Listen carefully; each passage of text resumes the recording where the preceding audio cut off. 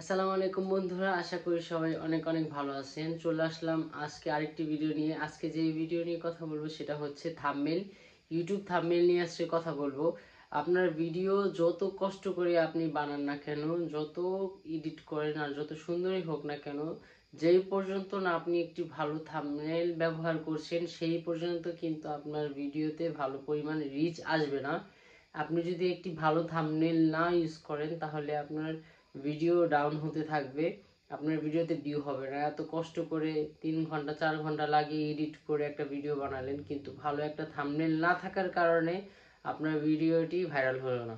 এ হলো একটা। আবার অনেকে আছেন ভালো থাম্বনেল বানাতে পারেন কিন্তু নতুন আপনি কিছু বোঝেন না, থাম্বনেল কিভাবে সেট করতে হয় জানেন না। তো আজকে আমি আপনাদেরকে শিখিয়ে দিব কিভাবে থাম্বনেল সেট করতে হয়। নতুন চ্যানেলের ক্ষেত্রে কি হয় আমি বলি। আমাদেরকে আমরা জাস্ট নর্মালি জিমেল দিয়ে একটা ইউটিউব চ্যানেল খুলে ফেলি, খুলে ভিডিও আপলোড করি। তো দেখা যায় তারপর আমরা থাম্বনেল সেট করতে গেলে দেখি থাম্বনেল সেট হয় না, 440 এরর দেখাচ্ছে। এইটার একটা সহজ সমাধান হলো আপনার ইউটিউব চ্যানেলে নাম্বার দিয়ে ভেরিফাই করতে হবে।